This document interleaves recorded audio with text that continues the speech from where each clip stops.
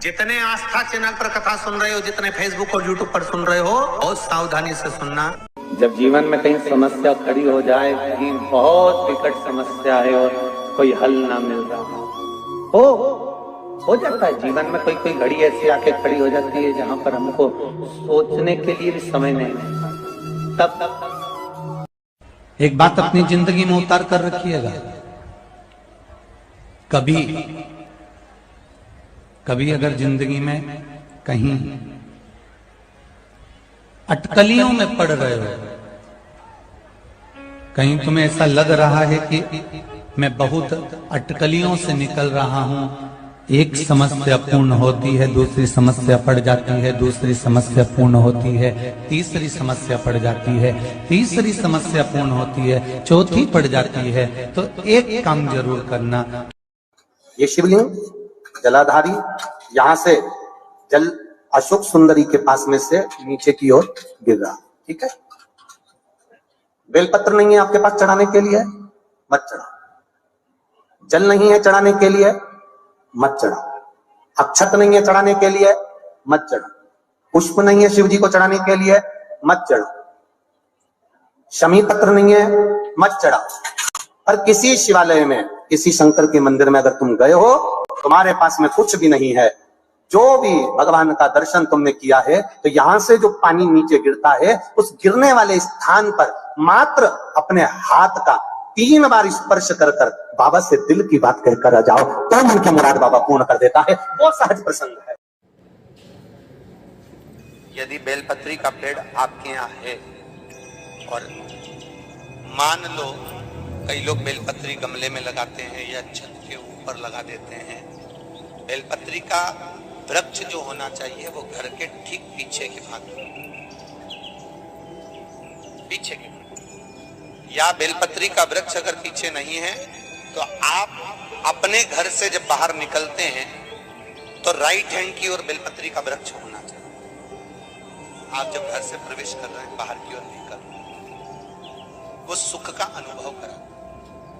यदि घर से निकलते समय बेलपत्री का पेड़ लेफ्ट में अगर आता है, आप जिस घर से निकल रहे हो लेफ्ट में अगर बेलपत्री का पेड़ आता है, तो आप 1 रुपए कमाएंगे, 1.25 रुपए खर्च होगा, पैसा हाथ में टिकेगा नहीं।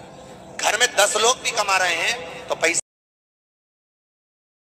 और किसी शिवालय में, किसी शंकर के मंदिर में अगर तुम गए हो, तो अगर दीप लगा रहे हो, कामना रखकर लगा रहे हो कि मेरी ये कामना है, तो वो दीप का बाती का मुख अपनी ओर रखना, पर कोई कामना नहीं। हम भगवान को केवल इसलिए रिझा रहे हैं कि मेरा भोलेनाथ मेरा भंडार भरे और मेरे घर में सुख समृद्धि दे, तो दीप की बाती का मुख भगवान की ओर होना चाहिए।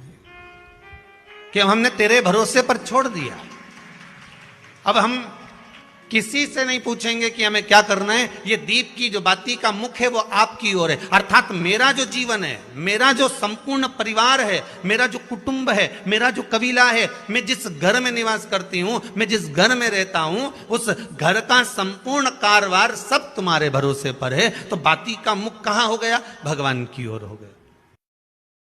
क्यों कहा जाता है कि बेलपत्री के वृक्ष के नीचे अगर दिया लगाने का बोला है, तो बेलपत्री का वृक्ष बड़ा होना चाहिए। छोटा सा बेलपत्री का वृक्ष और उसके नीचे तुम दिया लगा रहे हो, तो उसकी छांव तुम्हारे ऊपर नहीं आएगी क्या? नहीं। तो बेलपत्री का वृक्ष बड़ा होना चाहिए, जिसके नीचे आप बैठ कर दिया लगाओ तो उसकी छत्र छाया रहना चाहिए।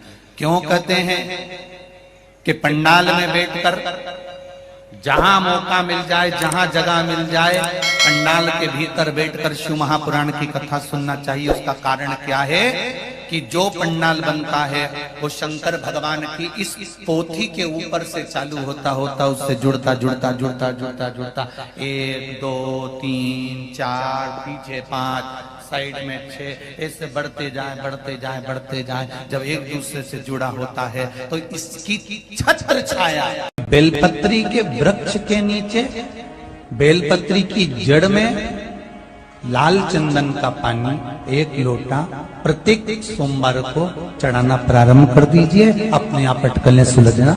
श्री शिवाय नमस्तुभ्यम। सब बोलिए एक बार जमकर, श्री शिवाय नमस्तुभ्यम। प्रैक्टिकल जरूर करना, कहीं सियोर वाला महाराज झूठ तो नहीं बोल रहा। शास्त्रों की बातें हमारे जीवन में हमें सुख प्रदान करे, इसलिए इस भाव का आनंद करते हुए आज की कथा को विराम देते हैं। श्री शिवाय नमस्तुभ्यम। मेरे चैनल को सब्सक्राइब करें, बेल आइकन प्रेस करें, जिससे कि आपको लेटेस्ट वीडियो की नोटिफिकेशन मिल जाएगी।